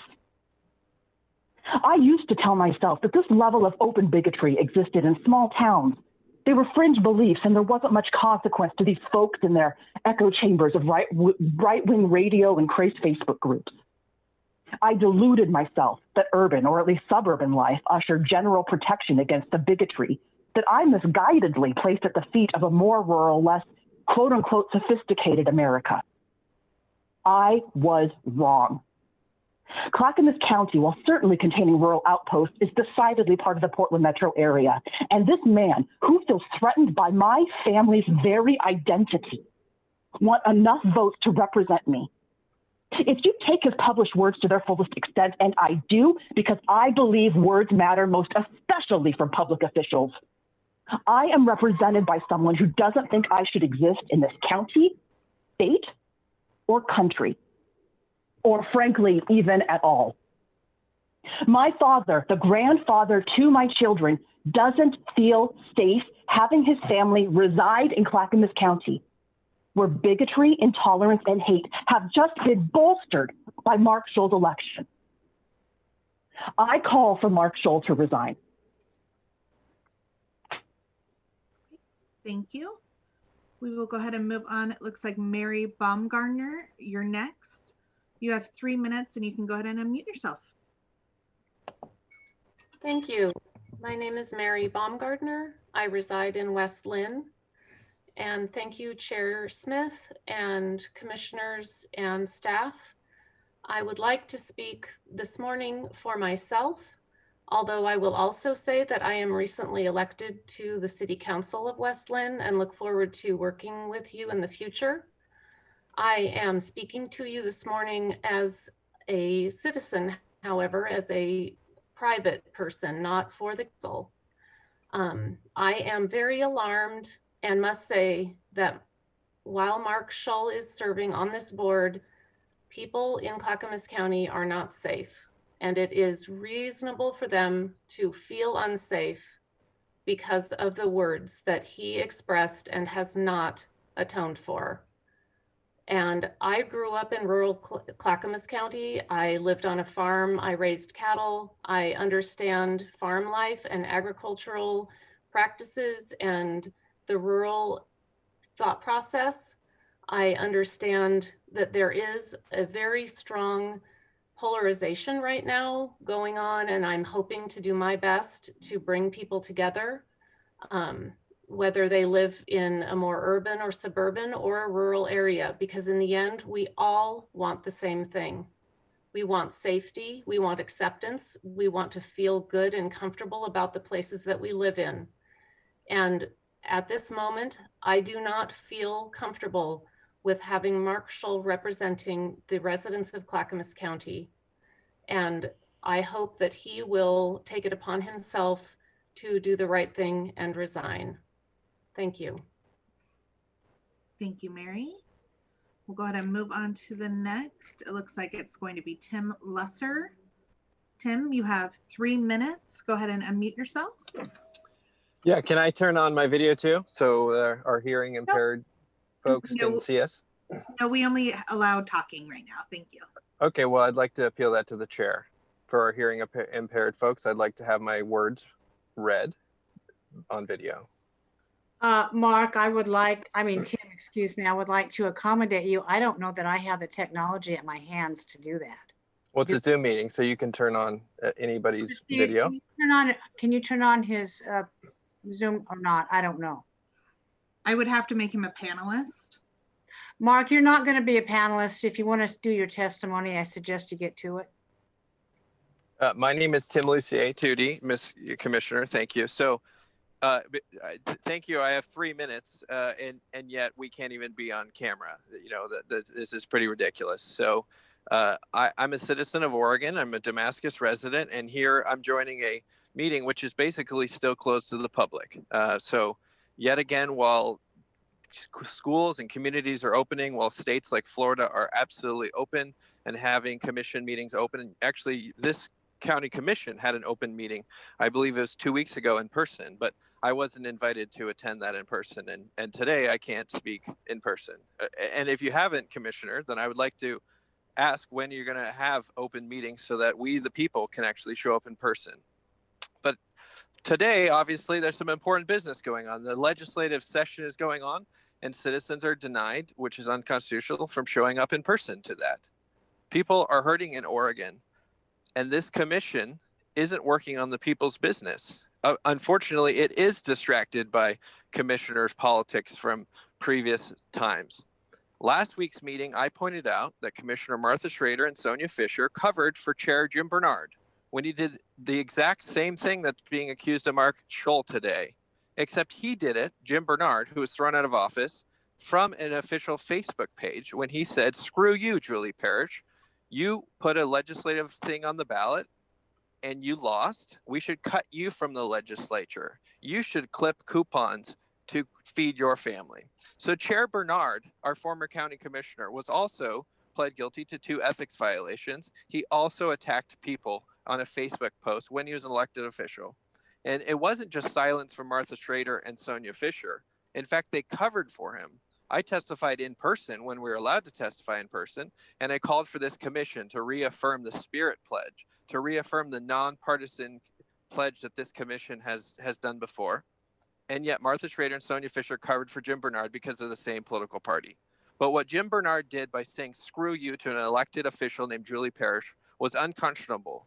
And yet there was no calls for censure. There's no calls for removal. In fact, Sonia Fisher and Martha Schrader voted to give him $26,000 of the taxpayer money when he pled guilty to ethics violations. They denied that last week, but it happened. And if I could send a Freedom of Information request for that check that was issued to Jim Bernard. But this is a mess today. People are hurting.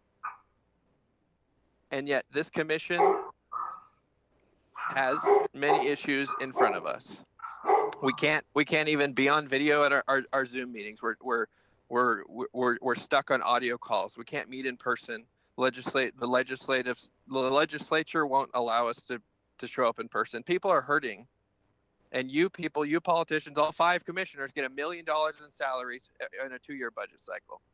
$100,000 a year. We've reached our 3-minute limit. Thank you. Thank you. Tim, I would like to offer some comments to your testimony, which is partly incorrect. I have started in-person commission meetings, business meetings every Thursday. And we're using a hybrid model of commissioners who are in attendance, and people can come in, the public can come in and testify, and you're invited to do that next week. We're going back to that model. However, this week we took a break. And the reason why we took a break is not from Oregon politics. It's not from Clackamas County politics necessarily. It's the national politics. And we thought it was most prudent and the safest way to have this particular business meeting on Zoom. The reason why your face and your video is not on this Zoom meeting is the technology of Zoom. What I understand, staff can correct me. In order for you to have your face and your video shown, we would have to make you a panelist. You are not a panelist, nor is anybody else for that matter, because you are not a staff person or a commissioner who's partaking in this way. It's the limitations of our technology. I apologize if you find those frustrating, but that's the way it is now. I assure you, we will return to county business next week. We have been doing county business the entire time. If you or anybody else would go back and look at our very ambitious agendas, you will see departments have brought forth dozens and dozens of policies of which this commission have passed and voted on, many having to do with grant allocations to our most needy and our most needy population, human services, transportation, public safety grants, allocations for instance, patrol cars for our sheriff's deputies. So we are conducting the business of the citizens of Clackamas County. Thank you for your comments. Christina. Okay, we can go ahead and move on. And I just want to let everybody know as well, the security issues for letting the audience in, Zoom bombing, inappropriate pictures, all of that things. Those are all things that we have to consider as well. So thank you, Christina. Is that all for public testimony today? We have one more hand. We have Yvonne Lazarus. Go ahead and unmute yourself, and you have 3 minutes.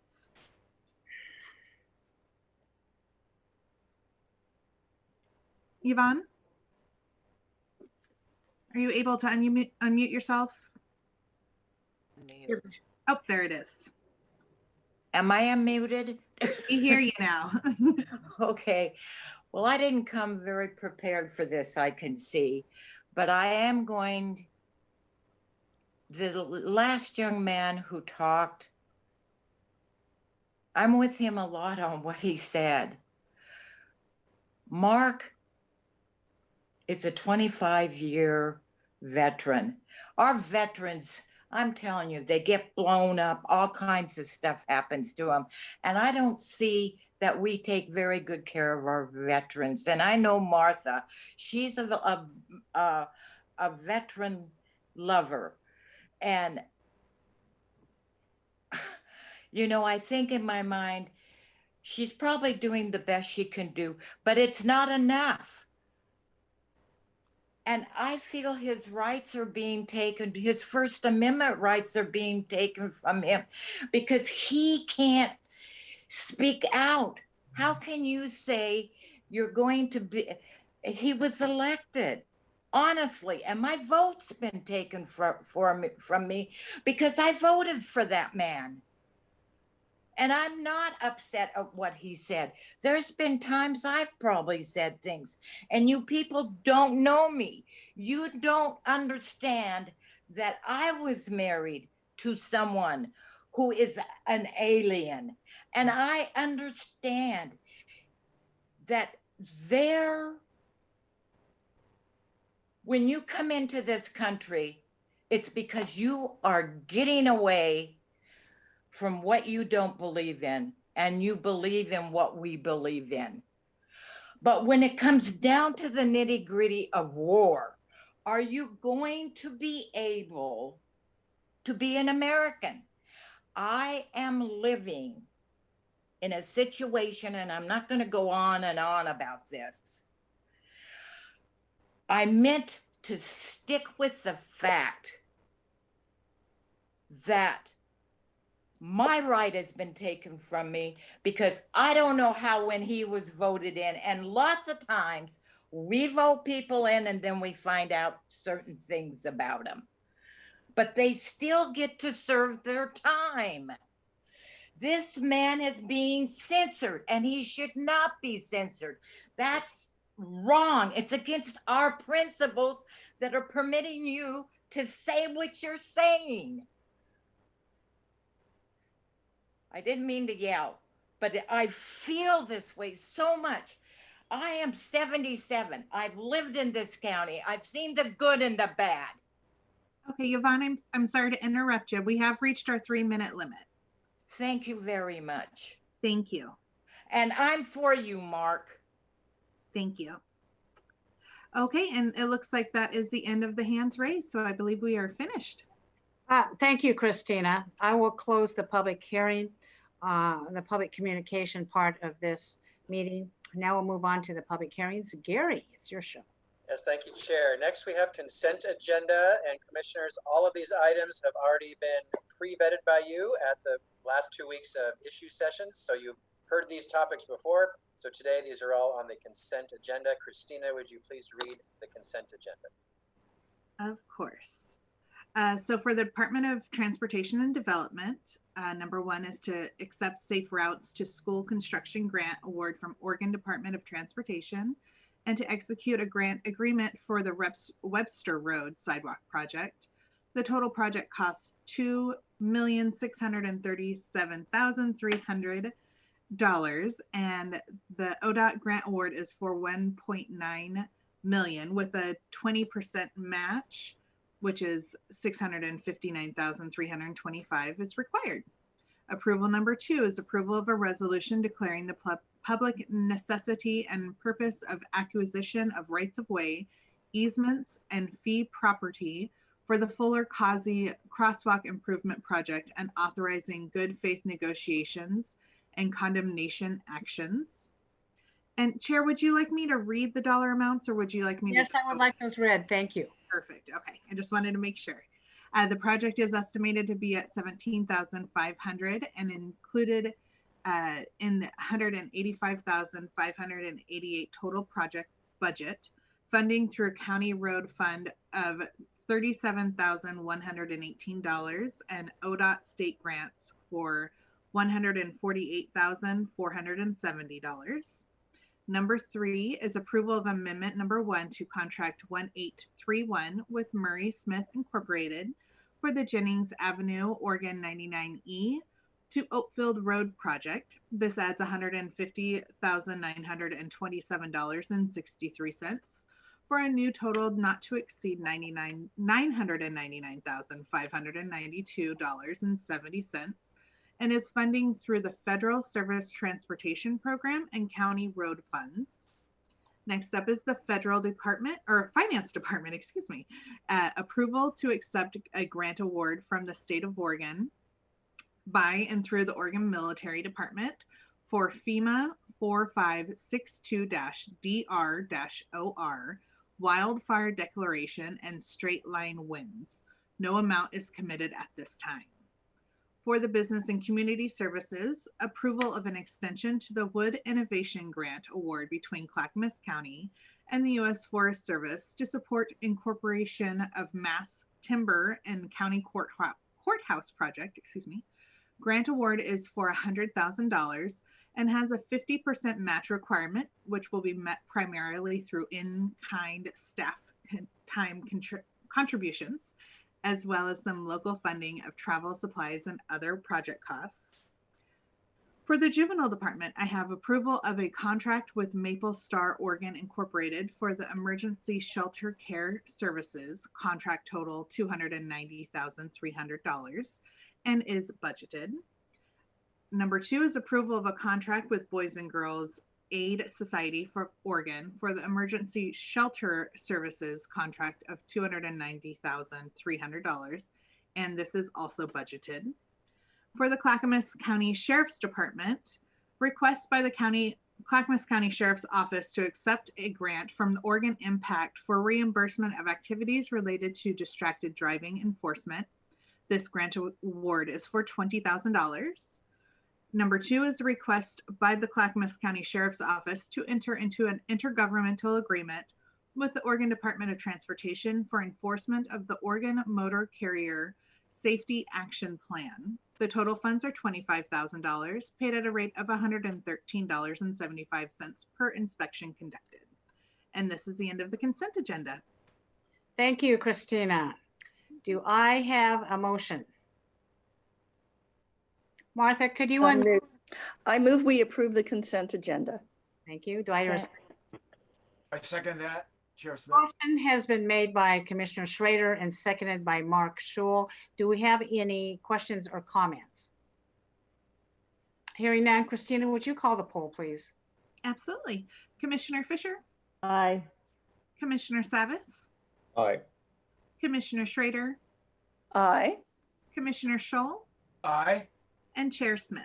Aye, and the motion passes. Gary, we're on to the next order of business. Yes, next is the consent agenda for the North Clackamas Parks and Recreation District. Chair, if you would please announce that the board will be switching their hats for this one. We will transition to the Clackamas County Parks and Recreation District for the next consent agenda. Christina will read that, please. All right, there's just one item, and it's for a board order authorizing the North Clackamas Parks and Recreation District to apply for an Oregon Community Paths Program grant from the Oregon Department of Transportation for development of trolley trail segment at Milwaukee Bay Park. Grant will seek $423,525 in funding with a 10.27% required match, which will end up being $48,475. The total project cost is estimated at $9.6 million. Thank you, Christine. May I have a motion? Chair Smith. I move. Oh, go ahead, Commissioner.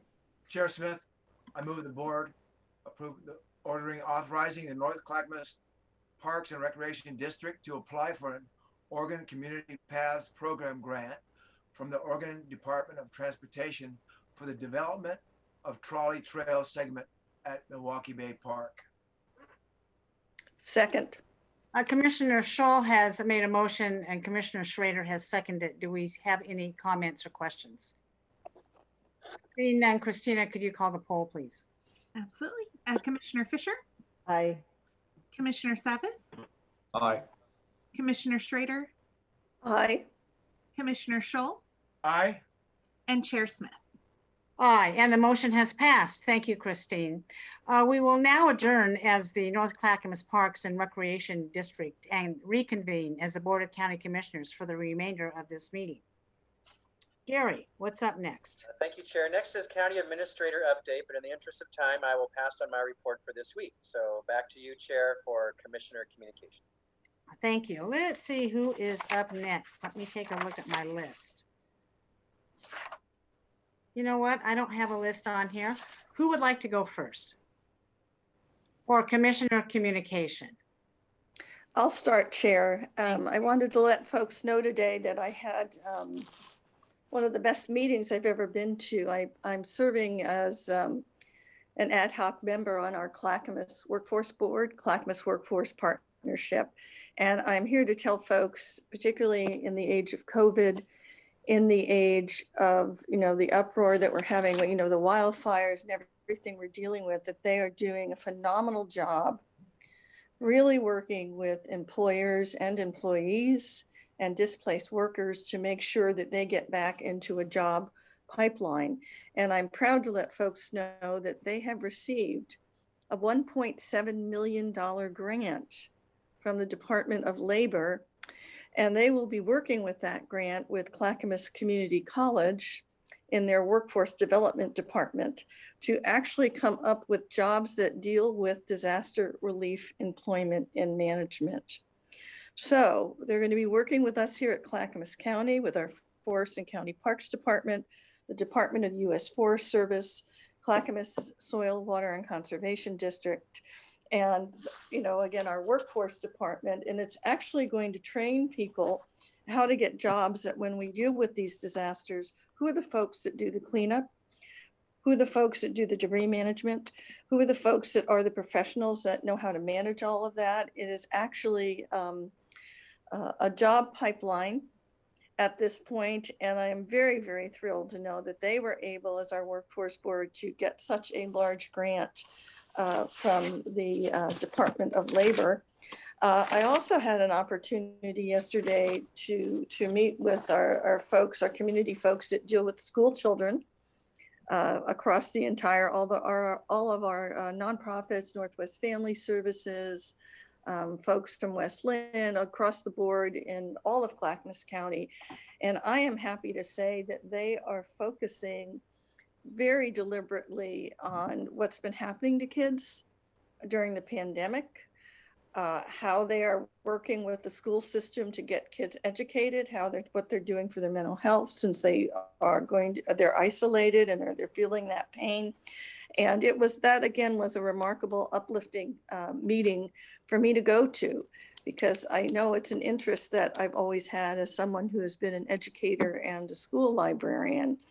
And I'm happy to say that Representative Karin Power, there's going to be in Salem, in relationship to this, actually a committee on childcare and children, because they are now recognizing across the board, our business community, our workforce board, everyone, that childcare and early childcare education and after school programs are a significant part of the continuum of services that we deliver to children and families. And basically, they are going to be looking at policies. I look forward to working with Representative Power on those issues because they're near and dear to my heart.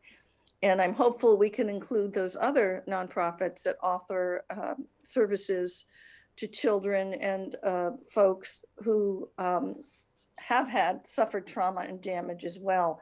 I've always said it needs to be the continuum prevention, as well as working with people who have been traumatized. So I'm hopeful that as we move forward, when we pull together what our priorities are, that becomes one of our main priorities. Also, I did Senate Bill 623, is going to be a bill that's going to be very important. It's from Representative Reardon and a good friend, and Lou Frederick, Senator Frederick, a good friend, and it's Senate Bill 623. And it is dealing with workforce and actually working to have more transparency and give from the state to our local boards across the state, workforce boards, so they have more transparency when the money comes in, where it goes, and more flexibility, which I think is important, of how our local boards can help people. So I'm really thrilled about that. I will also, when the time comes, when we do our retreat, ask us to potentially include that on one of the things that we will lobby for and support down in Salem. So with that, I just want to make one comment. I was very quiet on Martin Luther King Day. I know people were posting and people were thinking of it. Of course, I was thinking of it. Back in 1969, my high school had a Martin Luther King Day before there was an official Martin Luther King Day, which actually drove our school board kind of crazy, but we were rather young and defiant in 1969, if many of you remembered that from the past. And I've always been proud of that. And during that, we had the opportunity to hear Jackie Robinson, the great Jackie Robinson, came to our high school, and we stood outside with everybody, Hispanic, our Latinx kids, our we called them, we were Hispanic kids, we were Jewish kids, we were the Irish, we were the Italian kids, we were the Black kids, arm in arm and hand in hand, listening to Jackie Robinson tell us how he broke the color barrier. And it is an experience in my life that has defined me. I will never forget it. And I do think it's one of the things that moved me from being a very quiet biologist with studying my bees to evidently getting into the wild world of public service and everything that brings to the table. So I'm going to end because I found one quote from Martin Luther King I would like to share. And I want to share this one in particular because this is how I'm going to define the next 4 years for myself. This is what I will build all my relationships on with colleagues and with everyone out there in our larger community. And here it is. I have decided to stick with love. Hate is too great a burden to bear. So my job is to bring reconciliation and peace to our communities and to all of us as colleagues and friends. So thank you, and it's a brave new year. Thank you, Commissioner Schrader. Who would like to go next, since I don't have the list and I'm not sure who is in order? Chair Smith, I would like to make a quick comment if I may. Commissioner Scholl, go ahead. First of all, I'd like to thank the people who called in for expressing their views. In response to last week's media storm regarding comments I had made about Islam, I met with the Muslim leadership after receiving an invitation from them. Our meeting was mutually respectful and focused on communication and understanding. I read my statement, which if you have not seen it yet, I can mail it to you. The hurt feelings were calmed and awareness of each other and the need for peaceful interaction was emphasized. I will continue to interact with the Muslim community to foster inclusion and fellowship. Although we agreed on the need to build community, there are topics that need to be discussed further. I believe that the U.S. Constitution and our laws must be adhered to in order to sustain our nation. The Muslim community believes that the Quran and its provisions for Sharia law is the only way that good government can be achieved. I believe in controlled immigration and controlled borders. The Muslim leadership believes that national borders are wrong and that open borders should be implemented. I respect the Muslim community's right to free speech and free thought, and I look forward to more respectful, productive dialogue and fellowship with them. In the frenzy of media this last week, Several negative social terms were used to describe me. I ask everyone to think about your interaction with me. I am sure you will agree that regardless of race, creed, gender, or immigration status, I have treated you with respect and kindness, not just since becoming a commissioner, but during my life.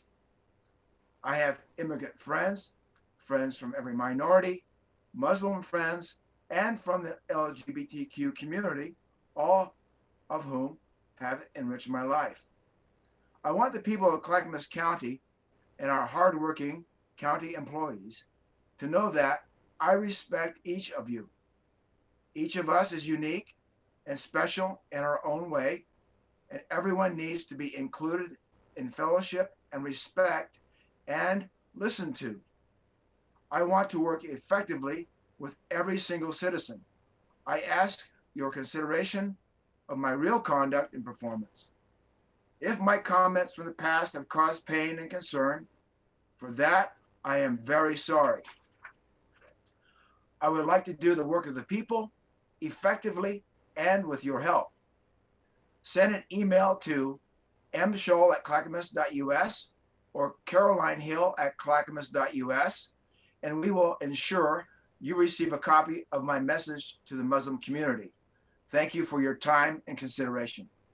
Thank you. Thank you, Commissioner Scholl. Commissioner Fisher, were you up next? I could be. Go ahead. Thank you, unless Commissioner Savas would like to go.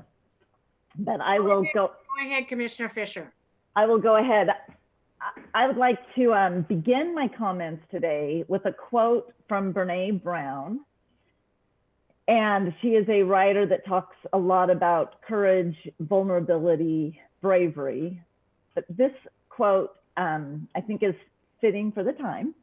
And it says, authenticity is a collection of choices that we make every day. It's about the choice to show up and be real, the choice to be honest, the choice to let our true selves be seen. And I mention that quote because I want to honor Wilda Parks, who is our budget chair, and she recently retired from Milwaukee City Council. I see former Councilor Parks as a very authentic leader in our community. And I was doing some research on Wilda in preparation for today. And I want to just quote in an article, Tom Feely, who is also one of our budget committee members. And Tom Feely wrote in the Pamphlet Media in August of last year, she can quickly understand and analyze public policy issues. I have never heard anyone say an unkind word about her. Everyone seems to know and love her. I have totally enjoyed working with her. She is tough, but she is also very friendly and listens to what people have to say. So at our budget committee meeting on Tuesday, of which the compensation of public officials was a matter for the budget committee, public members along with the county commissioners to discuss, Chair Parks made this statement. She said, the people of Clackamas County have a right to expect fair treatment and equal consideration from their commissioners. Everyone is entitled to their own opinion, but elected officials are held to a higher standard because they represent thousands of people. Public statements denigrating our residents based simply on their race, religion, country of origin, and others are simply unacceptable in an elected leader. She went on to say that Scholl's media comments are detrimental to the integrity and respect and the values of our county. And then she says, I find it difficult to give any of the hard-earned money of our myriad of citizens to support Commissioner Scholl. For the greater good, for all the citizens of Clackamas County, and for the integrity of the Budget Committee, I ask that Commissioner Scholl resign immediately, Parks said.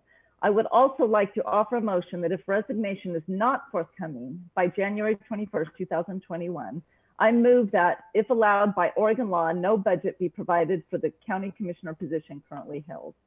by Scholl.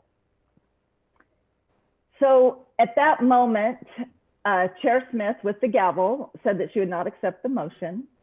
That was appealed by Jan Lee, another budget committee member, and that appeal was also not allowed by the chair. So I understand that Chair Smith has the gavel, but I also believe that silencing public members of a budget committee is dangerous.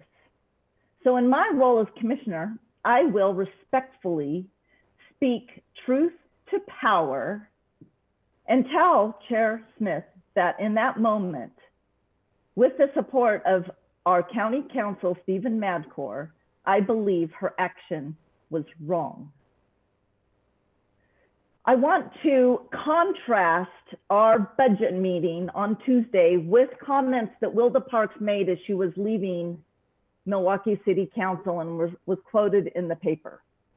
She was talking about all the accomplishments of Milwaukee, and she says, all of these accomplished with the input in many ways of hundreds of residents and interested citizens. That's the one of the best outcomes of city government, involving citizens in making positive differences. So in this moment, I really believe, and I don't know who said this. I should have looked it up. Sorry, I'm not as prepared as I would like to be today. But the only way out is through. So that does not include silencing our community. The hundreds of emails, the voicemails, the letters calling for the resignation are continuing to blare. And why is that?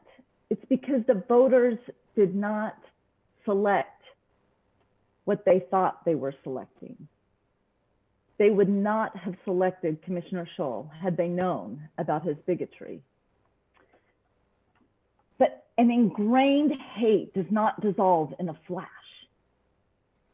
It requires self-awareness, and it takes a process, and it takes a journey.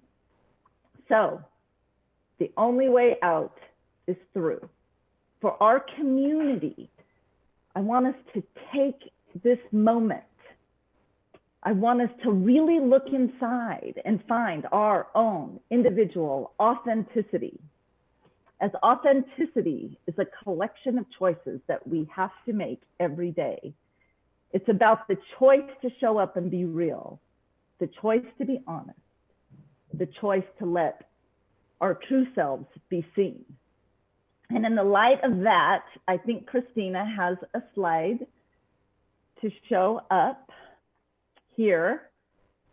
In the inauguration yesterday, I was ever so inspired by the youngest poet, inaugural poet laureate in US history. And one of her compelling comments is, there is always light, if only we're brave enough to see it. If only we're brave enough to be it. And I believe that the people of Clackamas County and that our current county commission is brave enough. And I believe that we will get through this most challenging time.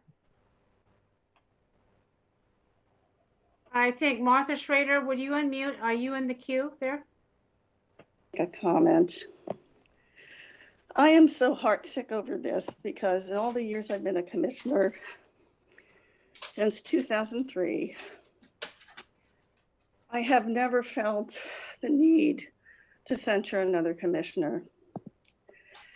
And I went there because I felt I had to go there under the circumstances. However, I have been very upset about the vitriol that is happening. We need to stop, we need to heal. And I was my feelings, I'll be very honest with you, were very hurt with Wilda and the Multnomah County commissioners. Not because they didn't say what they had to say. I agree with it. I get what they're going. But as someone that has done this work for so long and cares about this county so much, I would have expected a courtesy call. And that absolutely, I think, is my own personal piece of feeling hurt and diminished and discarded. Because I've been doing this work for so long. I believe I have the experience and the knowledge and the heart and the decency and the focus to move us forward. So I'm going to ask citizens, please, please, if you're going to say these things, particularly in public meetings, particularly in a budget meeting, where we got totally derailed from the budget because of this pain we're going through and this issue that we're dealing with, could you please give me a call ahead of time? Or I'll call you. I absolutely didn't expect that at all. And it really hurt my feelings because I might have been able to add advice. I might have been able to smooth the troubled waters. I might have been really, I think, getting some of the respect for all my time and work that I've done all these years so I can help us move through this. So I'm begging you, citizens, I'm with you. I understand this pain and this angst. I have an interracial family, but please let me know ahead of time. Please call me so we can move ahead. There is a process that I anticipate will go forward because of this pain. And that will probably be a recall process. We're going to have to, if that's what happens, we will follow that process. But I'm begging everyone, I don't think I'm the smartest person in the universe. I don't think I'm the best thing since sliced bread. But I had a very lovely compliment from a friend the other day who said, Martha, you have the ability to shine a ring of light around people that everybody else wants to see hanged.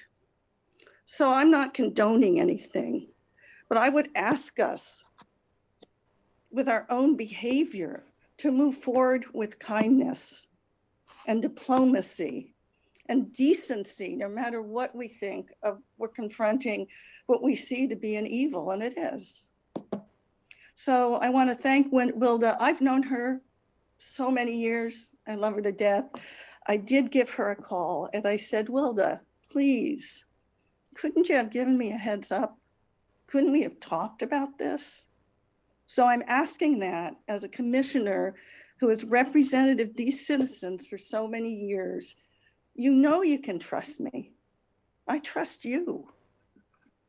If this is going to make us lose our focus on the work that we have to do, there is a process. There is a process for people to do this, and they should call in. But can't we just be kind? Anyway, Chair, I'm going to leave now because I feel very upset over this. I really do. This pains me like nothing else I've ever seen. And I really am going to beg people to please call me if you're going to do something so I can talk it through with you, because I know what I'm doing. And I don't have a mean bone in my body, and everybody knows that. So thank you. Thank you, Commissioner Schrader, for your comments. Commissioner Savas. Yeah, thank you. It indeed has been a very emotional time for a lot of us. On Monday, on Martin Luther King Day, it was great to actually watch and listen and hear some of the words and memories and films. And what was read was the Martin Luther King's letter from the Birmingham jail. Very powerful words. And to reflect into those words as best we can really takes a lot of deep understanding, and the depth, I think, is challenging sometimes for us who don't really can truly empathize with those who have been put in that position, or be people of color, or be from foreign countries, or have foreign tongues. And you know, I think respect for others, if they can't speak our language, respect, they still deserve respect. We're all human. We are not perfect beings, but it was a very, very powerful day, very emotional day for me to just listen and to reflect back. And, you know, I for one, was also very moved on Wednesday by our inauguration of our new administration, our new president. And I have been moved by every inauguration. I really cling to the words of our new president and trying to repair and move on. We have had a number of world events throughout the years and trying times in our country. And, you know, we find ourselves in a very troubled time. A lot of division, a lot of extremism, I think, and a lot of worry and fret. And what I took out of the beautiful words that were spoken by Amanda Gorman, I was just so moved and so proud, frankly, that of a Black American, very talented, very intelligent. The words were moving, and and as she closed, and if you go back, and I think people ought to watch that again and try and listen to it, and I will. I think there was unity. It was about really challenging ourselves and coming together, as was the new president, President Biden. You know, about coming together and unifying ourselves and working with one another. And I think that if we can be true to our words and be truly authentic, you know, I think part of authenticity is being true to our words. And I think part of authenticity is also being mindful of balance. You know, when we speak or we message, we do it in a balanced way. We don't just shape it to fit our argument, that we do it in a balanced way. I think that's part of authenticity as well. You know, the power, you know, the power of our country, of our diversity, I think makes us stronger. I've been proud by our diversity. I am proud by my family. I've been proud by others. We ought to be proud of the fact that we've made a lot of progress in accepting one another and accepting race, people of different backgrounds, different countries, origins, religions, and so forth. You know, I was proud, you know, to listen to the words of President Obama on his inauguration day. Proud as an American that we made a lot of progress. Proud that on Wednesday we inaugurated the first Black American vice president, the first Asian American vice president. We ought to be proud of that. I'm proud of it. And I'm charged. I felt my batteries were charged on Wednesday, on Inauguration Day. I'm proud to be charged as an American. And I hope we can get past the vitriol, frankly. Learn that we are not perfect beings. Being accepting that we all have to grow, and we all have to learn, and none of us are perfect. And so I just ask everyone to be mindful of that. I hope that here in Oregon, that we can move forward, be sensitive to others, and put the past back, and do our best when we message as elected leaders, regardless of what the issue is, that we can be accurate and be honest, because that's part of being authentic. And I think that signaling or how we message, and I think the challenge for me, I'm gonna get off a track here. The challenge for me is I want to be truthful, and sometimes to speak the truth, I got to use a lot of words, and I've been criticized for using a lot of words. I've been shut down for trying to, but I'm striving to be as accurate and to be as honest as I can. And you can't put in 10 words or less the truth often. So that takes up more time, it takes up more words on a page, but I really have valued and struggled with trying to be as accurate and as honest as possible. So I think as elected officials, we too should try to put things in context and make it as accurate as possible. And I think that unfortunately, in political campaigns, we lose that. And I think President Biden in his speech touched on that yesterday. It's truth in messaging. And I think that the partisanship has just gotten the vitriol has just gotten way too crazy.